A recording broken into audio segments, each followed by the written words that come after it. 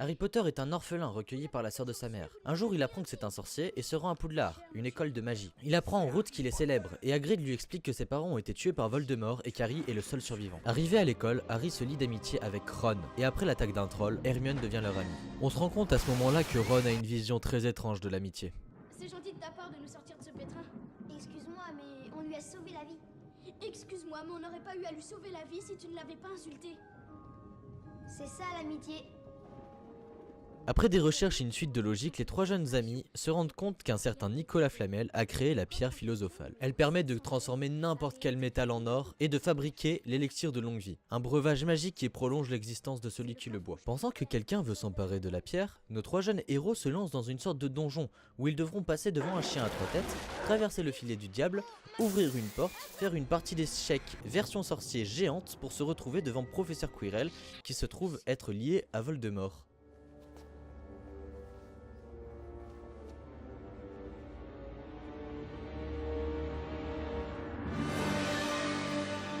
Harry se rend compte qu'il a la pierre philosophale dans sa poche et Voldemort, après avoir demandé de la lui donner, demande à Quirrell de le tuer. Potter, utilisant ses mains pour se défendre, comprit qu'il transformait Quirrell en poussière. Après l'avoir tué, Harry tombe dans les pommes, se réveille à l'infirmerie, parle un petit coup à Dumbledore qui lui dit que la pierre a été détruite et que par conséquent, Flamel va mourir. Harry Potter à l'école des sorciers a été réalisé par Chris Columbus. Au casting, nous retrouvons Daniel Radcliffe dans le rôle d'Harry Potter, qui n'a aucun lien de parenté avec le producteur Mark Radcliffe. Emma Watson dans le rôle d'Hermione Granger, Rupert Grint dans le rôle de Ron Weasley, Robbie Coltrane dans le rôle de Rubeus Hagrid, Richard Harris dans le rôle d'Albus Dumbledore, Ian Hart dans le rôle de Professeur Quirrell, Maggie Smith dans le rôle de Minerva McGonagall, Alan Rickman dans le rôle de Severus Rogue, Tom Felton dans le rôle de Draco Malfoy, Richard Griffith dans le rôle de Vernon Dudley, Fiona Shaw dans le rôle de Petunia Dursley et Harry Melling dans le rôle de Dudley Dursley. La bande son originale est très puissante, elle plante le décor et c'est ça qui fait en grande partie que quelques scènes soient magiques et comprises. C'est John Williams qui a composé les titres d'Harry Potter.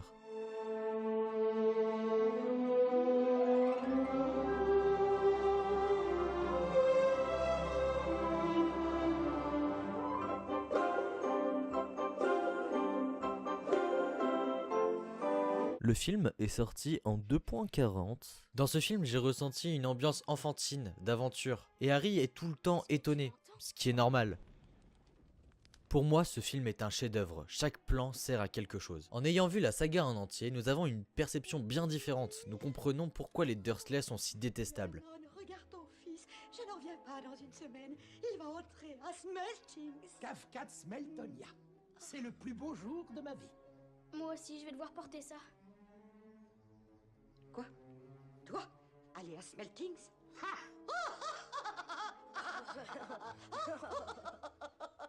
Ne sois pas ridicule.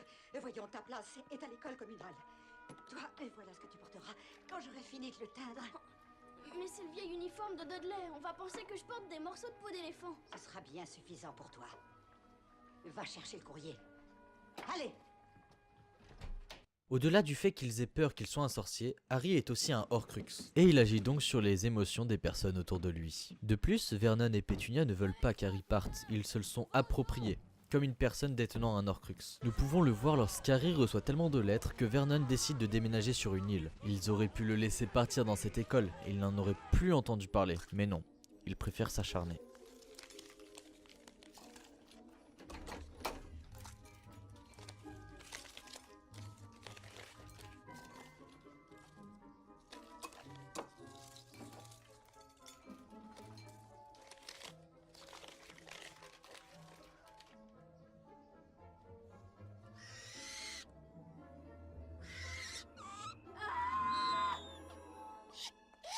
Beaucoup de plans sont très puissants et c'est ça qui me plonge dans ce monde magique. Malgré cela, il y a 2-3 choses qui me paraissent absurdes. Déjà, lors de l'achat des fournitures, Harry lit... Ils pourront apporter, s'ils le désirent, un hibou, un chat ou un crapaud. Mais Ron a un putain de rat!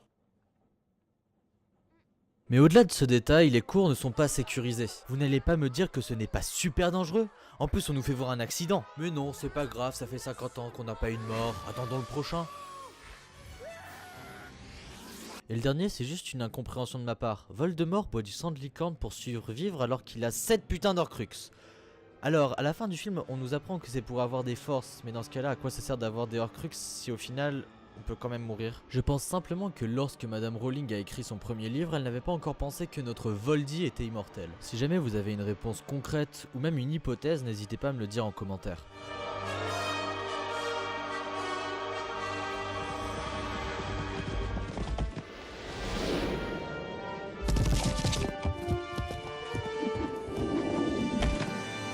Personnellement, ce qui m'a donné le plus d'émotion dans ce film, c'est la réaction d'un orphelin qui peut voir ses parents. En effet, le miroir est l'élément central du film pour Harry, et on voit que ça le touche profondément.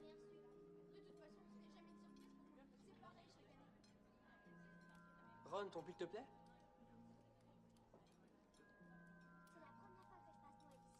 Ron, Je reviens tout de suite. c'est n'importe de maintenant. Chaque année, j'ai le droit à des gants.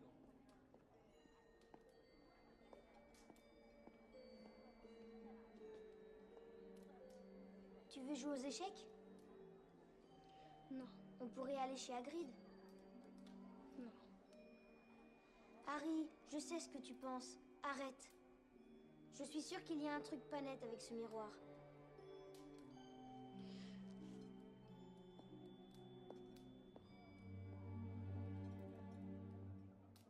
Sur ce, je vous laisse, la chambre des secrets m'appelle.